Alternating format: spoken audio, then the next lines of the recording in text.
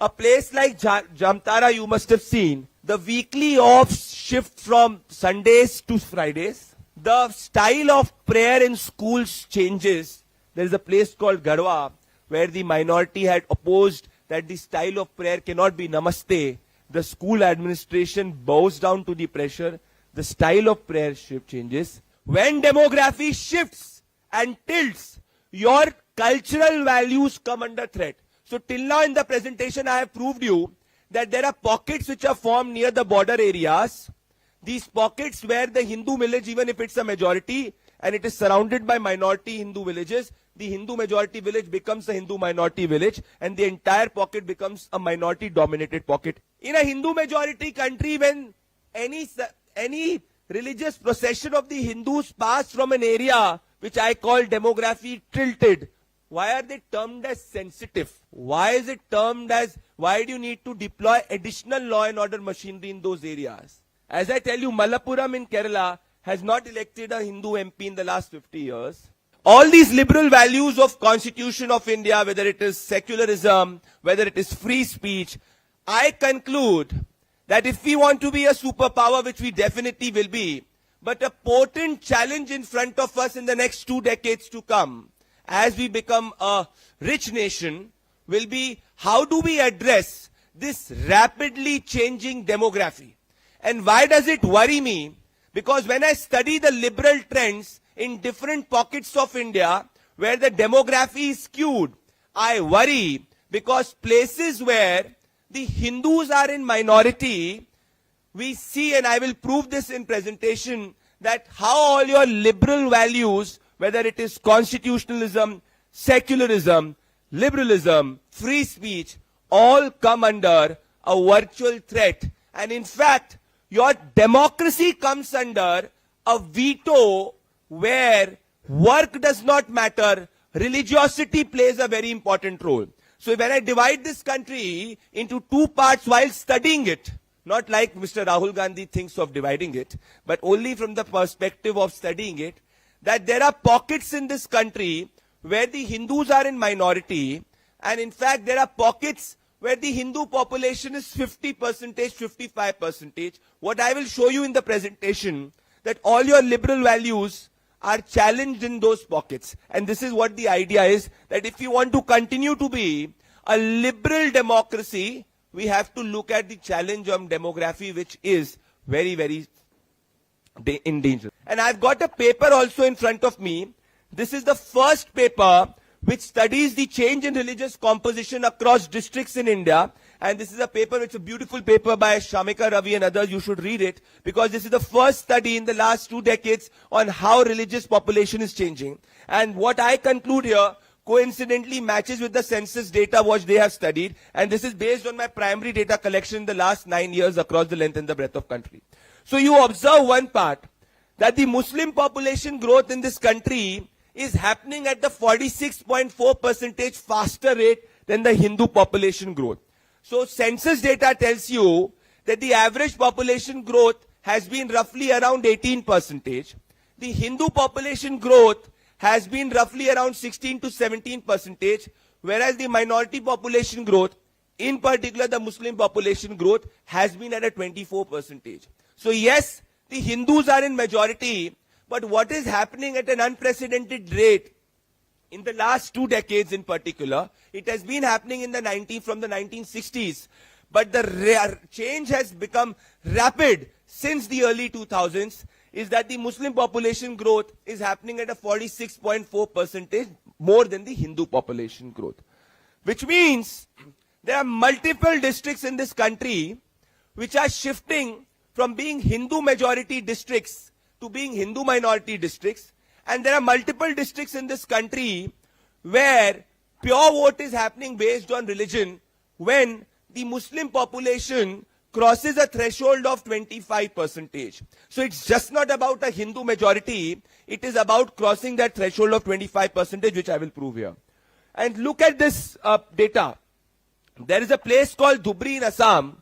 In 2001, it was 70%, now it has become 79%. Murshidabad is 61%, now it has become 66%, and as I speak, it is more than 70%. The trend which I am trying to tell you, which is very important, I'll move to the next slide here, but you need to understand, it is not about the Muslim population being the majority. What happens is, and this is what you need to study very, very importantly, that as the minority population in any district in the country, any district in this country, I'll give you 2 data points which is very important. Imagine there are 2 districts. A district A, where the Hindu population is 80% plus, say around 85%. Another district where the Hindu population is 55%. Now ideally both of them are Hindu majority. But what we see as a trend, that in a district where the Hindu population is 85% or above, the Muslim population growth is roughly around 0.3, 0.4%. But where the Hindu population is say 55% on the borderline majority, the Muslim population growth is faster than the Hindu population growth, and 9 out of 10 instances that district has turned into a Muslim majority district. So it is a very, not a dangerous trend, but it's a very challenging trend, because your entire, all those areas, religiosity plays a very important role. So if you study in Murshidabad, not a single minority, because the Hindus are there in minority, not a single minority has been voted to power in Murshidabad in the last 3 to 4 decades. And the trend has been similar in Dhubri. So all those who speak about minority rights, which the constitution guarantees us, when I study about that at the district level, what I ask myself and what I want to throw as a question in front of you, why is it that places where the religiosity changes and changes at a disproportionate rate, the minority in that place is unelectable? So the minority continues to enjoy rights in our democracy when the Hindus are in majority, because the Hindus shift their vote. But places where the Hindus become in minority, that minority becomes insignificant voice. But when the minority is not the Hindu, largely the Muslim minority, and it touches a threshold of 30%, it becomes a veto voice. It is a trend. When you study it at a district level, it is a very, very new trend. Not a new trend, I will say, but it's a trend which should alarm individuals, because that if you are a minority in that district, your right to free speech and right to be participative in the democratic process is taken away. You see globally, nations where demography has shifted in 5 decades, how have their entire social liberal values shifted? And this is why I tell you that we are right now in 2024. In the next 2 decades, many of us will be here, living, thriving. What as a nation we have to look at and think about? This is a very, very important. Kishanganj has not elected a single Hindu MP in the last 40-50 years. As I tell you, Malappuram in Kerala has not elected a Hindu MP in the last 50 years. So why is it that when Hindus are in majority, they definitely vote on work? That is why governments in this country shift. I tell people that governments shift because Hindus are very democratic in their process, and they tend to shift their vote because of work and many other issues. But why is it that in districts where you study, even if I am a minority in that district, say Murshidabad, my work does not matter, but only my religion matters? So are we not looking it as a challenge and a threat on our democratic liberal principles, particularly in these districts and towns where the Hindus become minority? My worry is not just that. My worry as an individual who believes in the liberal constitutional process of our democracy and who wants to continue to see India as a liberal, thriving democracy is that there is a virtual veto at 30%. This is very, very important. There is an absolute veto at 42%, and there is a politically crucial veto at 16%. Now I tell you the difference between these three. When the population touches 16%, till 16%, I would say it's not a significant voting bloc. As it crosses 16%, this is what I have studied and concluded, And this is what the census data also reflects. The study on the census data, you should go through this paper. And all of what I'm speaking is, none of it is any propaganda. I'm just telling you data and facts.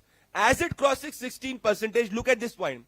The time it takes to reach from 0 to 16% is 5 times more than the time it takes to reach from 16% to 30%, and is lesser than from 30 to 42, which means that if it touches 16%, there is all likelihood it will touch 30%, and as it touches 30%, the time it takes to reach from 16 to 30, the time to reach from 30 to 40 is even lesser.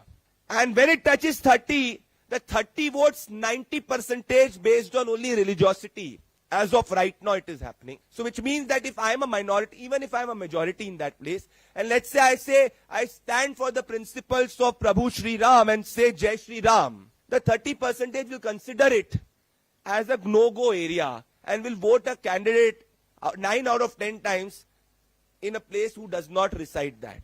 But my country allows me to speak that, even though I have worked. This is very, very alarming. Why do I say alarming? Because my vote or my democracy starts behaving on the matter and in the manner of religiosity, not on the manner of democratic values. This is about the politics of it. So there is a political veto which is happening at lot of pockets. Remember, what did Jinnah say before independence? Jinnah was an educated man. He was a very erudite lawyer. He understood this number business very, very well. This is why before independence his entire focus was on consolidating these pockets. He was not a fool. He was an evil erudite man. The word I use is evil erudite man. And because of him, we were partitioned. Obviously because of also mistakes of our leaders at that time. But if we don't acknowledge this, all democracies which have not been able to tackle this challenge, their liberal values have come under threat. Globally, if I'm not wrong, the demography of Lebanon 50 years back was different from what it is now. This is a phenomena called as the pocket phenomena. What is the pocket phenomena? The pocket phenomena, and I will explain this, at the border areas and also at other pockets. Let me take this part of Simanchal and the larger part of certain districts in Bihar. So Simanchal is a place, is an area which surrounds certain districts. In Bihar, it is Kishanganj and other districts. It comes near Bengal and Bihar. What happens here, in 50 years, the 50-50 population, which I proved you before the slide, now has become 68% population. Now all your investigative agencies are concluding that these centers have also become challenges to law and order. If you study the reports from Simanchal in the last 10 to 15 years, you will see instances of bomb-making factories coming up in parts of Malda, Murshidabad also. You will see instances of individuals with radical ideologies being caught by our investigative agency.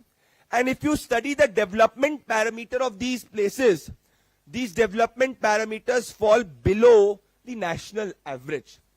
So my question is, despite the development parameters falling below the national average, if these areas continue to vote political parties which only focus on religiosity, then are we not looking at, in the next 2 to 3 decades, certain pockets which might become law and order challenges to us as they completely become skewed in our demography? And why can it be a national security challenge? Why is it a national security challenge?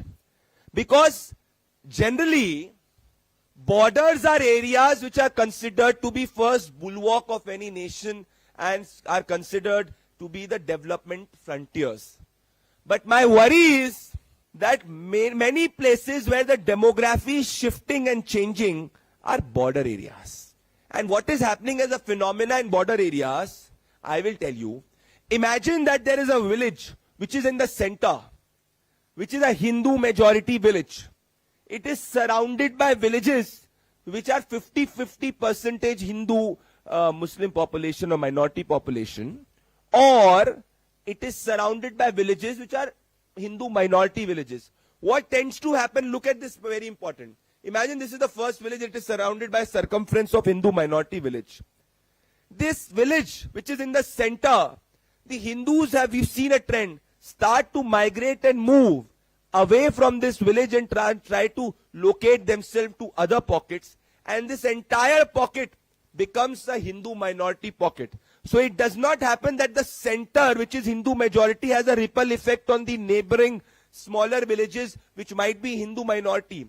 Even though the center village, which is Hindu majority, might be large in terms of the quantity or the population of Hindus, but when it is surrounded by a circumference of Hindu minority villages, the center, which is a Hindu majority village, generally has seen a trend of Hindus moving away from that place and translocating themselves to other areas, and that entire pocket becomes a Hindu minority pocket.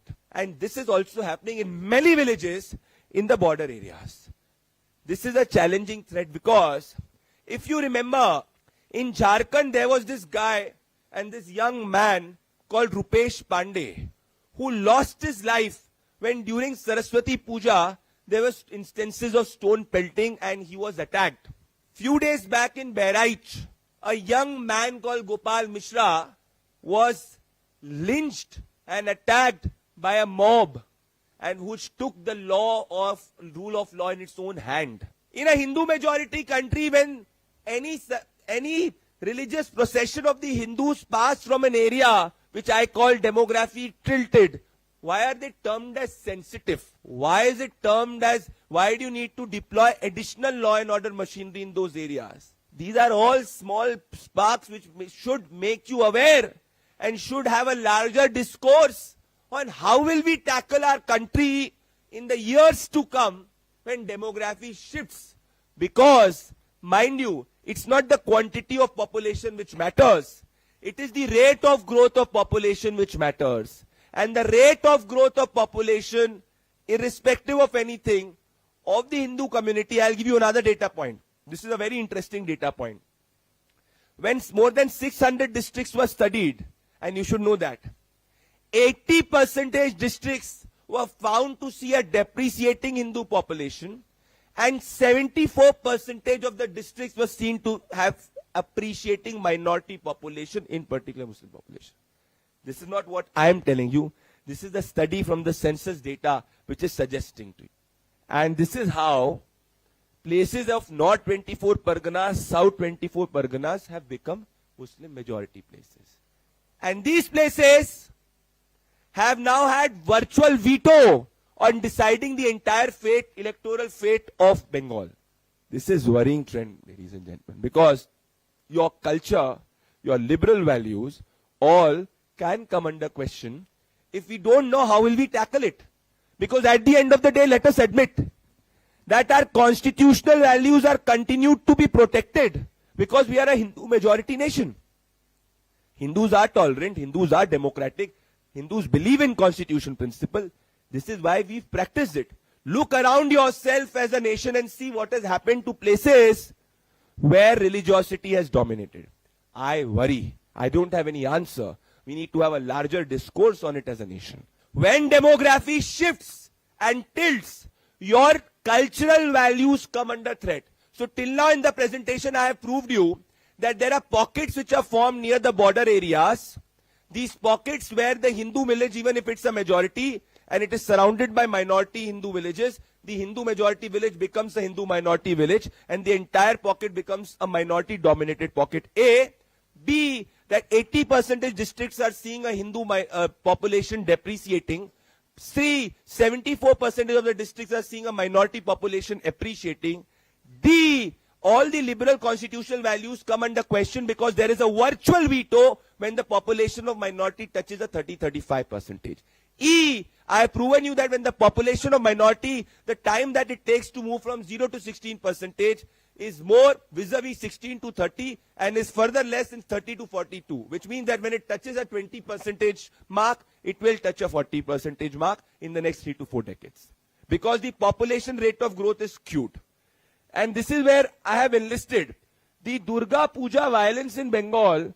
Why is it happening in places where demography is tilted? I tell you what I said in the initial part of my presentation. Your cultural values, your constitutional values to practice your faith comes under challenge. B, Ram Navami violence has been seen in areas in Bengal which are again demographically skewed. So my right to faith comes under question when my demography is getting tilted. So how will we tackle as a nation those pockets where our demography will be tilted? That is a question.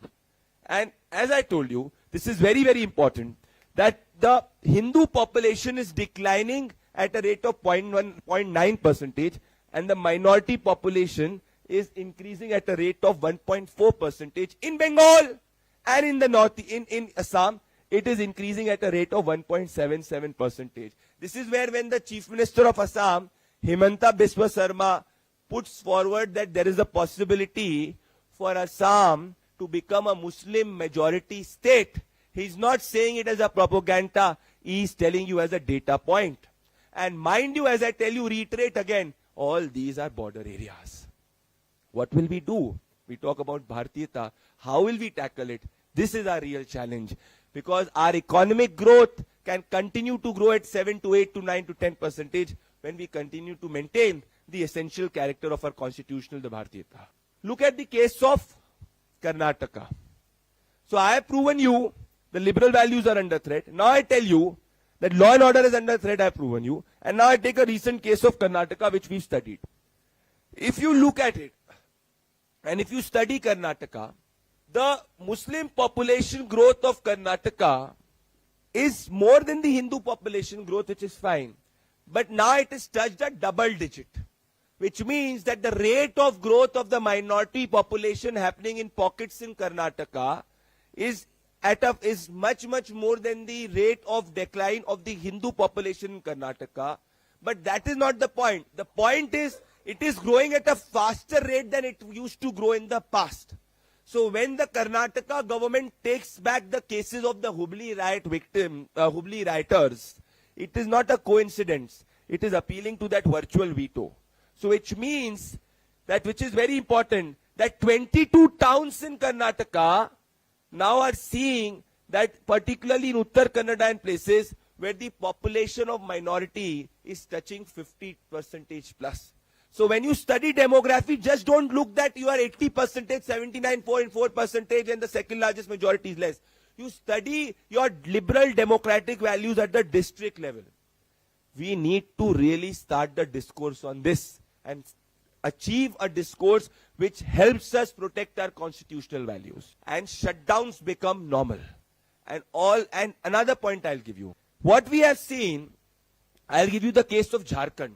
Jharkhand has seen villages where the infiltrators, this is acknowledged by the Jharkhand High Court in one of its order also, which we studied from districts. Santhal Pargana in Jharkhand, 4 decades back, was 40% plus tribal population, and the minority population, in particular the Muslim population, was mere 8.99%. Today, the minority population, if I'm not wrong, is touching a 20% bracket, around 18 to 20% in Santhal Pargana. And the tribal population, which was 40% plus, has now come down to less than 30%.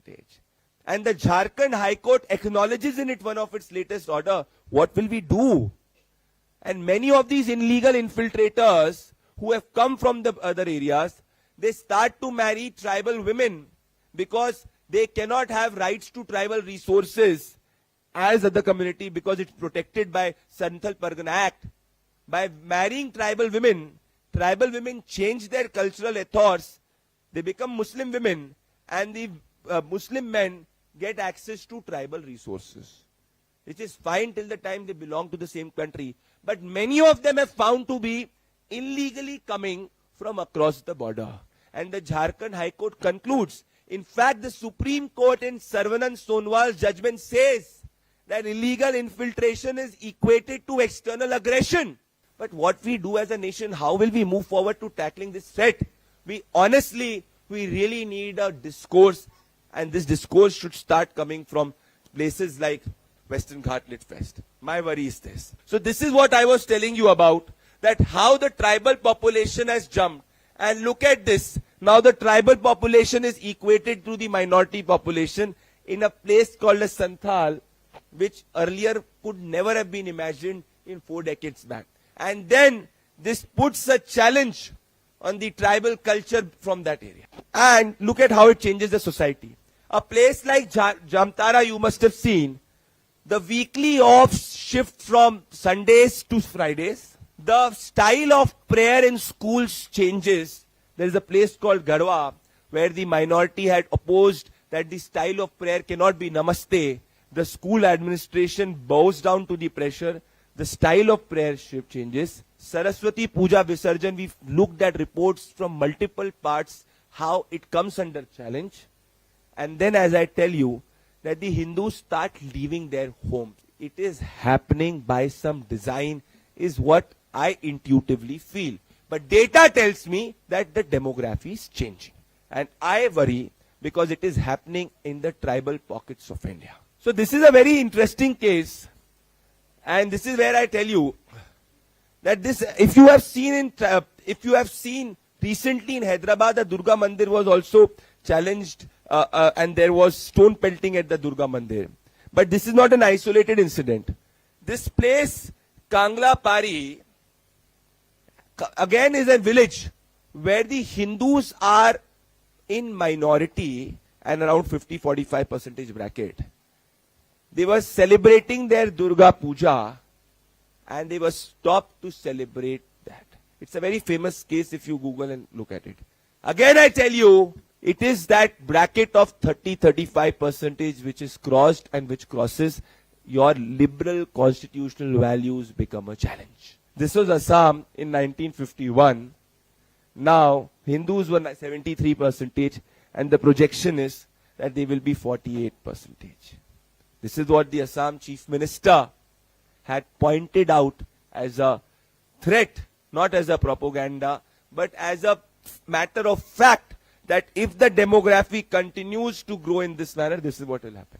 So which means that out of 600 plus districts, what will we do on ensuring that the constitutional values, women's security, secularism, right to faith, right to preach, all of that is practiced in those double-digit districts where the minority population is more than the Hindu population, and maybe more than 100 districts where it touches 30% plus in the next 2 decades to come.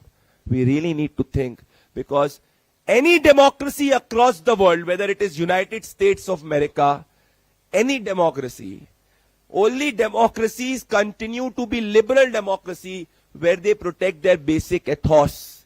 And to protect their basic ethos, we need to protect our Bharatiyata. And to protect our Bharatiyata, we need to stop this design of purposely shifting demography of certain pockets in India.